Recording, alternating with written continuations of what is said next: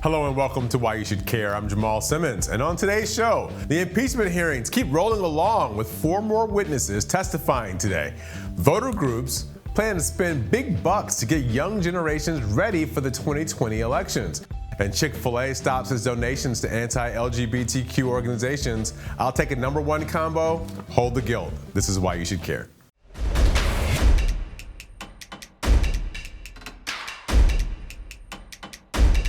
Four more witnesses publicly testified Tuesday on the Trump-Ukraine phone call that took place over the summer. Top Ukraine expert at the National Security Council, Lieutenant Colonel Alexander Vindman, and Jennifer Williams, an aide to Vice President Pence, spoke before the House Intelligence Committee this morning, while White House officials Kurt Volker and Timothy Morrison gave their accounts in the afternoon. According to a whistleblower report filed anonymously, President Trump spoke to Ukrainian President Vladimir Zelensky on July 25th, and he threatened to withhold assistance if Zelensky's government refused to help dig up information about Joe Biden and his son Hunter. The witnesses testifying were present during the phone call. Vindman and Williams disagree with President Trump's account that the phone call was, quote, perfect. In his opening remarks, Vindman described the call. It is improper for the President of the United States to demand a foreign government investigate a U.S. citizen and a political opponent.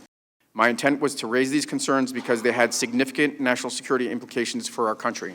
In her opening remarks, Williams said she thought the call was, quote, unusual. She also said she provided an update in the vice president's daily briefing book, including the details of the call. She isn't aware of whether Vice President Pence read the briefing book update or not, and she's never spoken to anyone about it. Now, why should you care about all of this?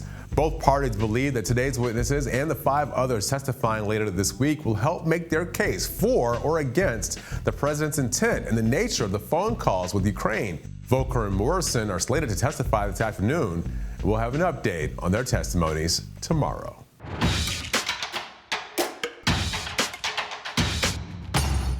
Progressive nonprofit group Next Gen America is preparing to spend a whopping $45 million to register and turn out young voters ahead of the 2020 elections. The group is hoping to replicate the midterm election last year that saw a spike in turnout among voters under 35. According to HuffPost, Next Gen America is aiming to register 270,000 voters across 11 states that are crucial to winning the presidency and helping Democrats take back the Senate. The group's spending will go toward a 600-person field operation and digital ads. Next Gen is known for hosting events on college campuses, such as petting zoos and giveaways, to gain students' attention. Another strategy Next Gen plans to use is enlisting micro-influencers on Instagram with between 10,000 to 20,000 followers to deliver its message. MTV also launched their voting campaign, Plus One the Vote, with the goal of mobilizing millennials and Generation Z. Plus One the Vote will be a year-long initiative and will take place over multiple MTV platforms, such as social media and live events. College campuses and school-sponsored proms will be targeted to host registration drives. The campaign is aimed at first-time voters. So why should you care? Because age is a huge factor in determining who wins some of these elections. Millennials and Gen Zers are set to outnumber baby boomers for the first time in a presidential election, making up 37% of the electorate, according to a Pew report earlier this year. Census data shows 36% of voters 18 to 30 showed up for the 2018 midterm, and Democrats won. In 2014, only 20% of young voters showed up, and Republicans carried the day. The question for Democratic campaigns is how many young voters can they get to show up at all?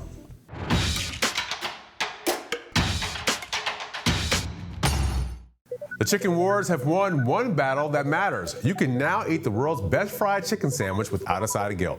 Okay, maybe I'm not a reliable chicken expert. I never stood in line for that Popeye sandwich, but this story is not really about fried chicken. This is about a private foundation affiliated with the company Chick-fil-A, led by religious conservatives who made a big change. Yesterday, the Chick-fil-A Foundation decided to stop funding the Salvation Army and the Fellowship of Christian Athletes, charities with a history of opposing same-sex marriage. The company got some flack of its own when CEO Dan Cathy made public comments opposing same-sex marriage himself. So for years now, LGBTQ activists have organized against the company, and recently it appears they want to keep battle. I mentioned the chicken wars because these are businesses, and Chick-fil-A has been in a battle to expand that hit a few roadblocks. The company was banned from opening stores in Buffalo, New York, and San Antonio, Texas. so business was certainly impacted by their conservative stance.